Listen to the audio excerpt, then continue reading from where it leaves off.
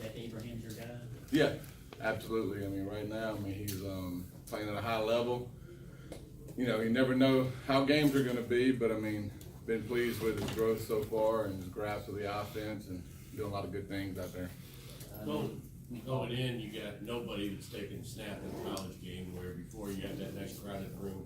A little different dynamic going into this one? I think so. I think, you know, you hit the nail on the head there. We went from a crowded room to, you know, with some experience to not crowded pretty quick. And so, you know, but I will say that, you know, I think we're better around the quarterback, you know, and I preach this all the time. Especially with that position. I played it, coached it my whole life. Quarterback's a very dependent position. And so if you'll go out there and let the players around you do their job, manage the game, and make some plays here and there, I think you'll be fine. You said that kind of back in the spring that you want to see completion percentage. Yeah. Improved. Have you seen that? I have seen it. That's been good. I'm glad you brought that up. Good point. I have seen it. Yeah. I think, you know, all of them. I think Jack was throughout, because we track it every day, and then we have a cumulative total at the end. I think he was right at 71, 72% for team reps. It's pretty good. Coming out of that second scrimmage, it seemed like the offense needed to take a step up, and then people seemed pretty pleased the last week and a half. What did you see improve that now it feels a little bit better? You talking about just from the second scrimmage? Yeah, from a week and a half ago to now. Yes. Yeah, I don't know. I think that when you scrimmage against each other, you know, that scrimmage has been a tough one ever since I've been here, for whatever reason. You know, I don't sit there and overanalyze it, but I actually thought it's funny how your perception of scrimmages are. The first scrimmage, the perception was the offense did really good, and the honesty was the second scrimmage, the first offense was more productive than the first scrimmage, production-wise. Yeah. Now, the issues were we had a couple turnovers and we had a few more negative plays that popped up, you know.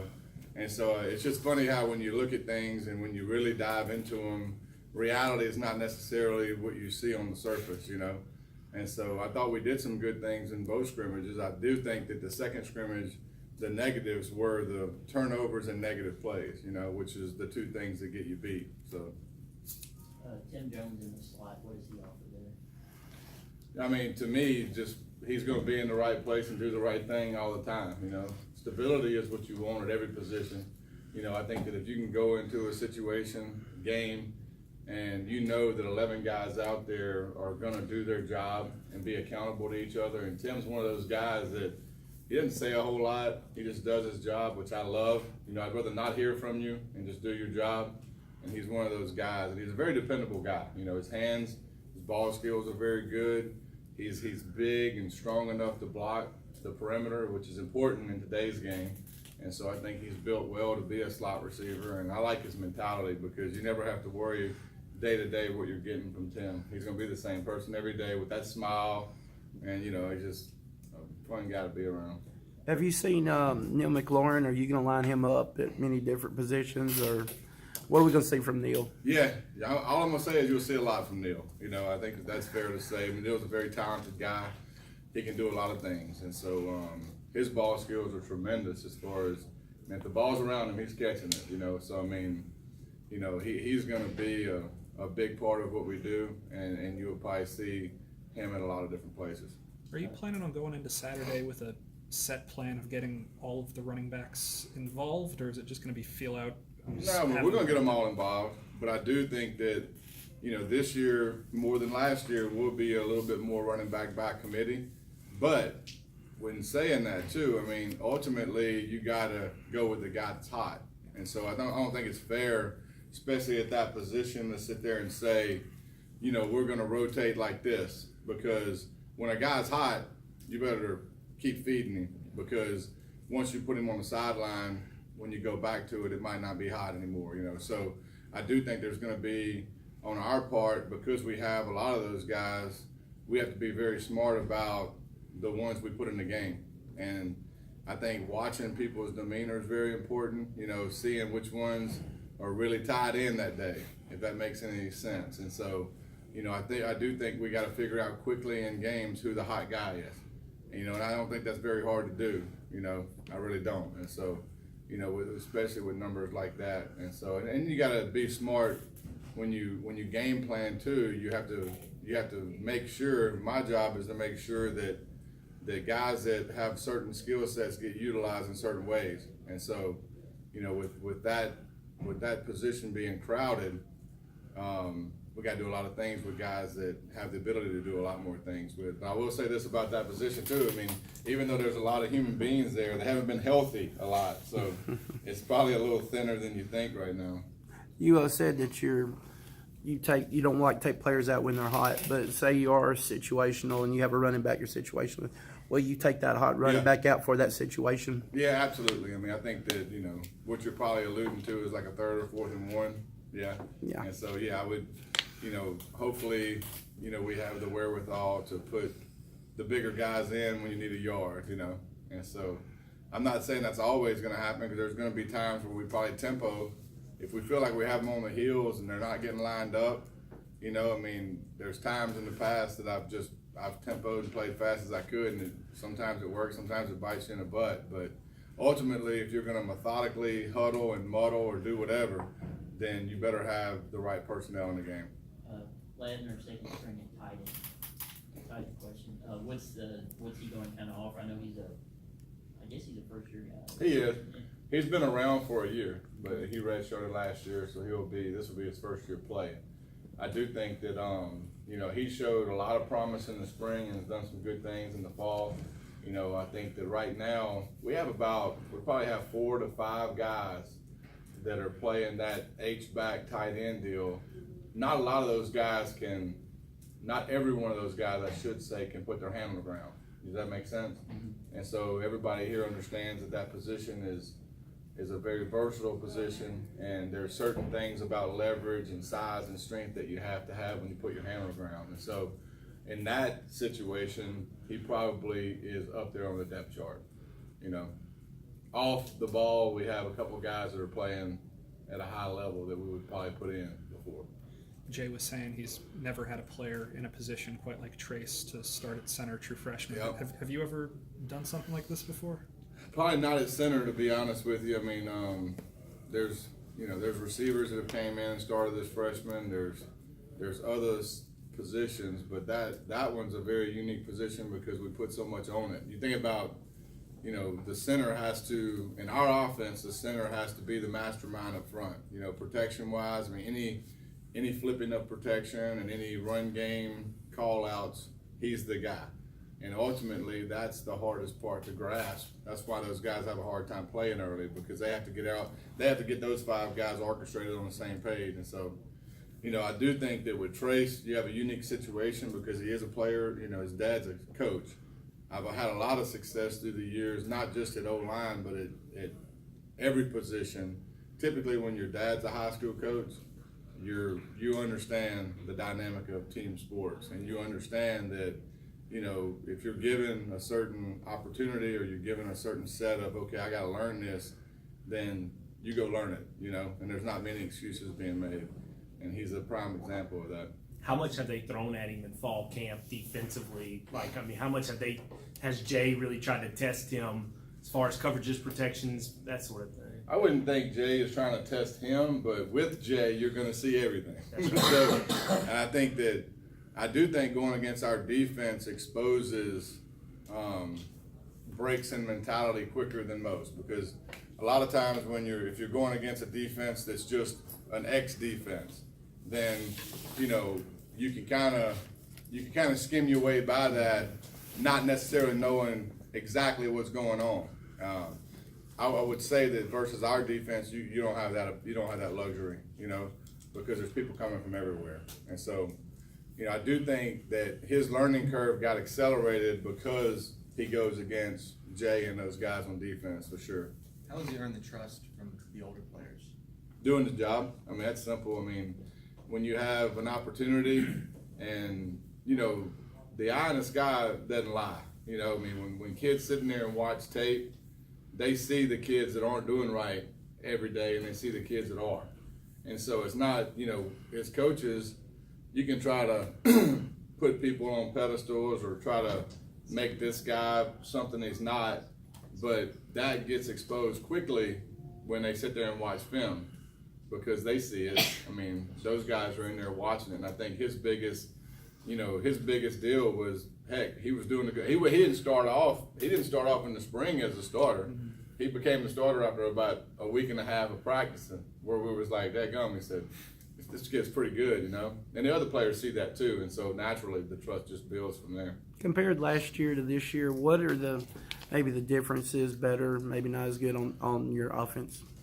I mean, I think overall team speed is as good as I've had since I've been here, I mean, at every position. You know, I mean, I think that we can really run, and I think we've had some guys here and there that can run over the past couple of years. I don't think we've had the overall team speed that we have now, and I think ultimately that's a big difference. I think the other one is O-line. I think the guys we're going to walk out there with the first game, there's not a lot of holes, you know. I mean, there's a lot of experience.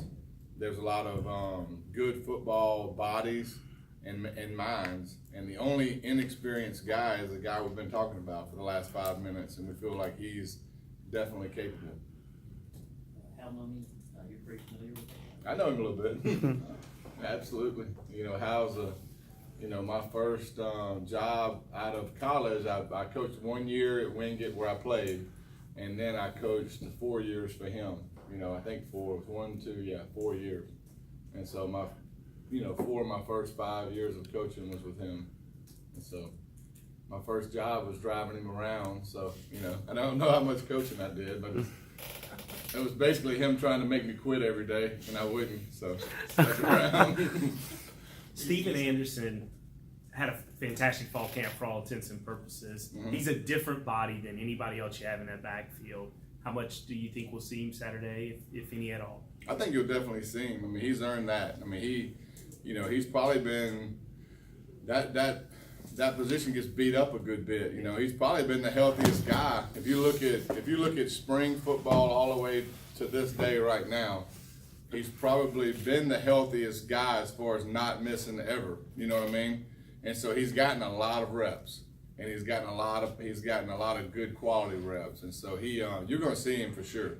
And I'm excited about Steve. And you know, he's a guy that, you know, when he got here, he was a quarterback. You know, and I mean, he was a guy that, I mean, you look at him, I mean, heck, he's 6'4", 255 pounds, and so I knew he could be something. You know, and I played quarterback, so I know this. I mean, when you're a quarterback in high school and you're the man, and you get asked to change positions, that's not necessarily the thing you want to hear.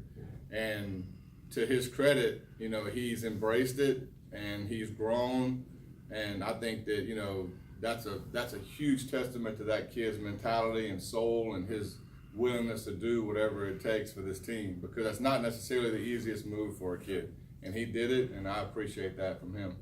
How much does your offense draw on what Mummy's done, or really any offense in general these days? You know, if you look back to what y'all did back then was unique, and Yeah. people point out, but right now, is it so unique? I mean, do you see a lot? No, I do think that when we started out, you could talk to kids and say, look, we're doing something different than everybody else is doing. You know, I really believed that back then. But I do think that there's been everybody has evolved offensively to the point where most everybody is doing, you know, variations of that offense, you know. And I was lucky enough to get on with a guy like Hal and then Leach, where I had access to those guys, and Coach Hogerson obviously was a guy I played for. So, you know, that offense I had access to at a young age. I do think that as I grew as a coordinator, and you know, the places I've been, I've evolved in a certain way that is different than other people, you know. And so I think everybody's got a different journey through it, and at some point through the process you have to take it and make it your own, and I think that's just natural.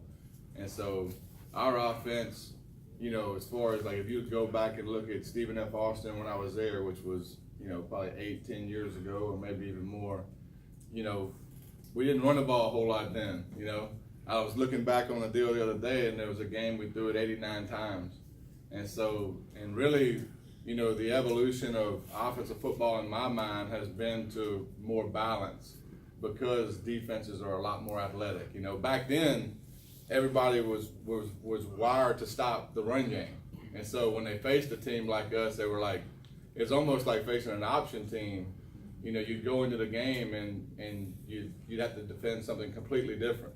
Well, that's not necessarily the case anymore, you know, because people are more adept at throwing the football, and offenses have been, you know, poked and prodded, and everybody's thievery is on high, you know, and so everybody steals from everybody, so it all looks about the same now. Do you think that as far as offenses goes, you said there's more of a running game. You do Yeah. it more. Do you think the game is going to progress more to where we go back to a power running game with the defenses being made as they are now, fast, athletic? Do you think can you see that?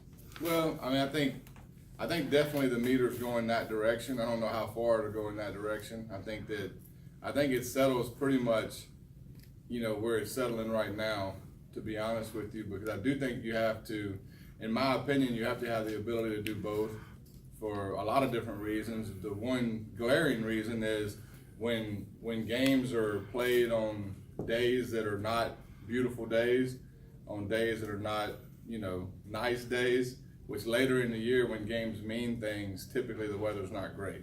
You know, and I think that in those days, in those, you know, situations, you got to figure out ways to win games, you know, and offensively, you got to be smart about it. And so, I don't know. I mean, you know, obviously football is different everywhere you look. I think you watch, you know, Hawaii the other night. I mean, they're back to the run and shoot, you know, back to what made them, you know, relevant years ago. And so, you know, I just think you gotta figure out your identity of your team too, you know, and how that fits. Because if you're skewed one way or the other, and it doesn't really fit what the whole overall team's trying to do, then that's not gonna be successful either. You ever miss throwing it 90 times a game? Not really. I mean, to be honest with you, it's probably easier to manage games being able to run it a little bit. But, you know, like I said, I mean, just football's different now. It really is, you know. I mean, it'd be hard facing some of these defenses and some of these D linemen that if you threw it 89 times, you know, that quarterback, you probably had to go visit him in the ER, you know. And so, I mean, back then, whenever you face teams, I mean, a lot of teams wouldn't even rush, you know. And so, I mean, it was just a weird dynamic, and I think it was right at that time in that league. But I love where we're going now, to be honest with you. You know, I think that, you know, you got to have the ability to do a lot of different things, and so, you know, that probably appeals to me a lot more because it's, you know, probably takes a little more thinking. Anything else? Coach, thank you.